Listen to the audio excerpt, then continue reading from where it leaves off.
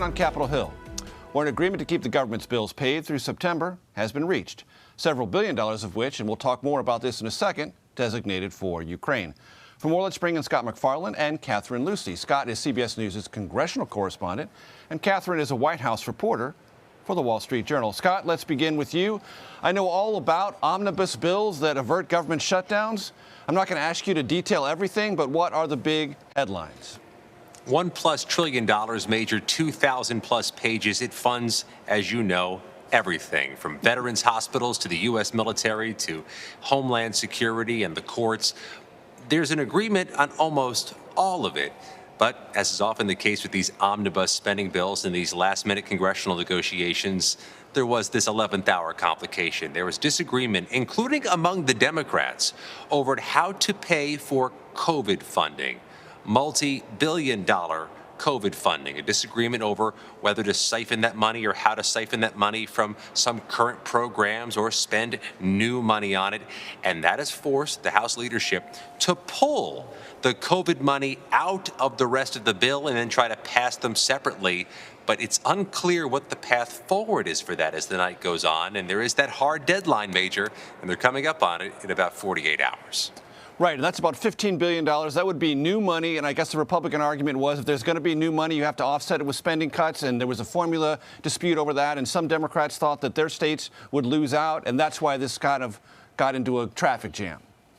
Yeah, and the reason why they're going with that middle ground of using some new money and some current money, Nancy Pelosi says, is to get the 60 votes you need in the U.S. Senate. She said she's not getting what she wants. Republicans aren't getting what they want. That is often the hallmark of a good deal. But really, the issue here is internal.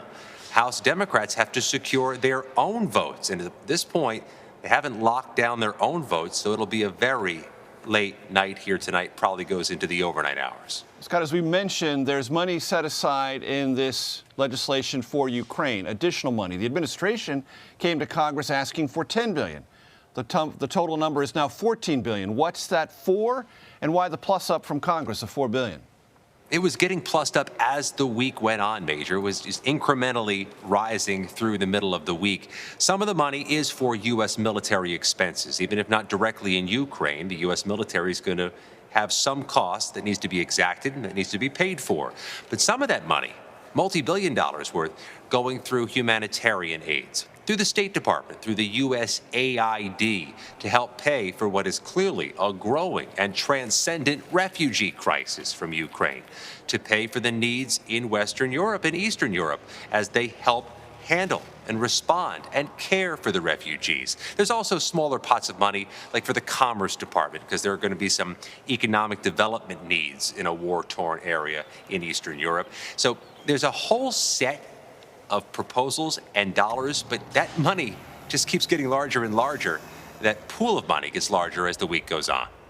Catherine, for most White Houses, a to-do list always includes avert government shutdown. So, is the White House giving off a sigh of relief? How does it feel about this emerging agreement? And do they see it getting across the finish line to avert that shutdown deadline of Friday? Well, you're a veteran of this stuff, Major. You know perfectly well. No one ever wants a shutdown, especially at a moment like this, right?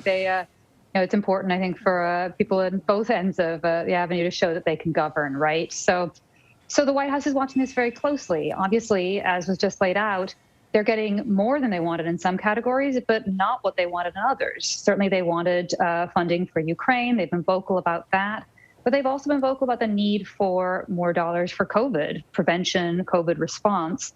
And as you laid out, that sort of internal fight over how to pay for new funding has stripped this from the bill.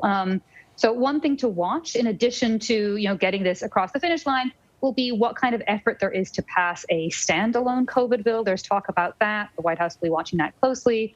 But that also, as we were talking about, could be tough in a closely divided Congress. And Catherine, for those who may not follow this really closely, the government has been kept open, shutdowns have been averted, basically with continuing resolutions reflecting the previous administration's basic budget baselines. Does this new deal enlarge spending and more reflect, therefore, the Biden administration's domestic spending priorities? Well, it's so many pages. I'm going to confess I haven't read all of them either, but certainly, yes, there's more. I'm not trying to stump you on all 2,000 pages, I promise you. But there, yeah, as Scott said, there certainly is more in some departments. There's more military spending. I believe there's more domestic spending. So yes, there is. They are getting more in certain priorities that they are looking for, and so I think we'll be hearing a lot more about sort of the fine print of that in the coming days. As mentioned in the open, Vice President Harris landed in Warsaw, Poland today. Catherine, what's on her agenda? That's right. I mean, certainly she lands at a tense and complicated time and a very rapidly evolving situation, right? So, I mean, the big picture is that the White House wants her to show support for NATO allies, show support for Ukraine, and really continue to send this message to Russia about U.S. resolve and NATO resolve in this conflict. In terms of details, what we know right now is tomorrow she'll be in Warsaw. She's going to hold bilateral meetings with the Polish president and the Polish prime minister. She's also expected to meet with the Canadian Prime Minister, Justin Trudeau, who's going to be there, as well as with refugees from Ukraine. Officials say the talks and the conversations will really focus on how to maintain the NATO alliance, NATO strength in this moment. They'll also be talking about what kinds of assistance Ukraine needs, both humanitarian and security assistance, and about these sanctions and how to really keep up the economic pressure on Russia. And Catherine, this may be self-evident, but it seems the White House wants to have the vice president in this very forward-leaning role to show the world, and maybe for domestic political reasons, she's up for it. Certainly, I mean, they are putting her in a big role in this moment, right? I mean, we've seen other, Secretary Blinken has been over. They have put a lot of their officials in top roles. But yes, this is a big trip for her.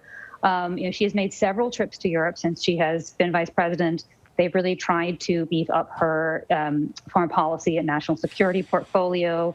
So this does send a message about the role that they want her to play and that she is trying to play. And I think we have to see how this plays out over the next couple of days. Certainly, this is a evolving situation as we see, every minute. And so we'll have to see how she responds to the situation when she's over there.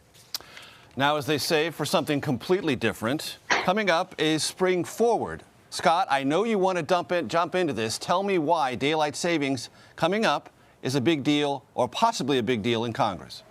It is a big deal here. It seems trivial at a time of war and pandemic, but members of Congress say daylight saving time is wildly unpopular among their constituents, and they hear a lot about it. So they actually had a hearing today in the House Energy Committee about the future of it. There are several proposals in Congress to make daylight saving time permanent, make it 12 months a year. The argument being that scientific research shows the number of heart attacks and strokes and teen depression increases around the transitioning of the clocks, but changing daylight saving time is as difficult as anything else up here to get consensus and get a vehicle through which to move it.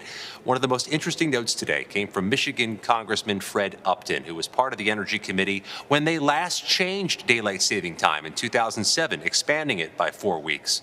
He said it's imperative to have it light later, to have it light on Halloween when kids are out on the street, to have it light to prevent or reduce car crashes and crimes. That said, there's also a push, Major, to give states more power to pull out of the changing of clocks if they don't like it. It's no surprise, though, they had that hearing a few days before we all get frustrated at 2 a.m. on a Sunday morning.